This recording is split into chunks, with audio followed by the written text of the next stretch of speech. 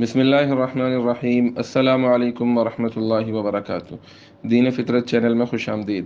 آج ہم بات کریں گے طارق فتح کے حوالے سے، جو ابھی حال ہی میں فوت ہوا ہے، جس کے بارے میں طرح طرح کی باتیں سوشل میڈیا پہ چل رہی ہیں۔ اس کے انتقال کے بعد لوگ کہہ رہے ہیں کہ مر گیا مردود، نہ فاتحہ نہ درود، اور اس کو مسلمانوں کے قبرستان میں دفن نہیں کرنا چاہیے، اس کو جلا دینا چاہیے، وغیرہ وغیرہ۔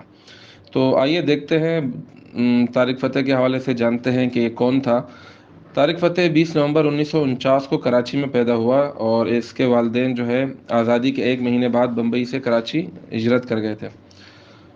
طارق فتح نے اپنی شناخت پاکستان میں پیدا ہونے والا ایک ہندوستانی اور اسلام میں پیدا ہونے والا ایک پنجابی کے طور پر کیا۔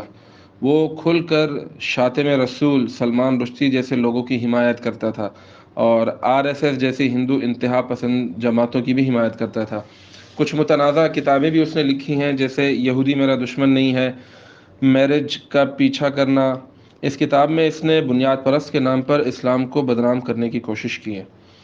جنرل ضیاء الحق نے پاکستان سے اس کو نکال دیا تھا، کیونکہ اس نے اس بیانیے کو فروغ دیا تھا کہ ایک مسلم عورت 3 طلاق کے بعد بھی شوہر کے ساتھ رہ سکتی ہے۔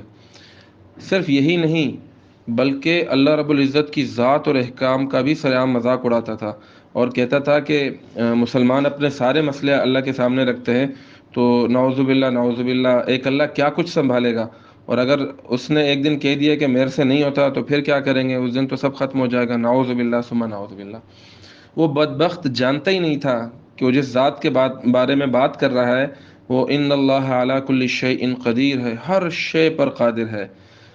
اور ایک ٹی وی شو پر وہ برقع پہن کر آ گیا، قرآن کی اس آیت کا مذاق اڑانے لگا جس میں اللہ رب العزت نے مردوں کو نظریں نیچی رکھنے کا کہا ہے، قل للمؤمنین یغضوا من ابصارہم۔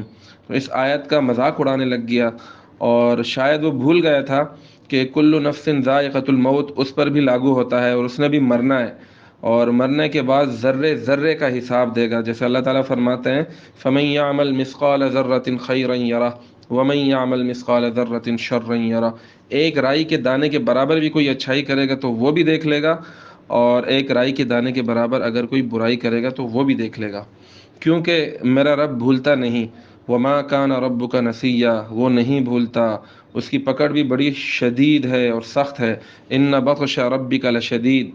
تو اب انتقال کے بعد اب اس کا فیصلہ جو ہے اللہ کے ہاتھ میں ہے، اللہ کے دربار میں وہ پیش ہو چکا ہے۔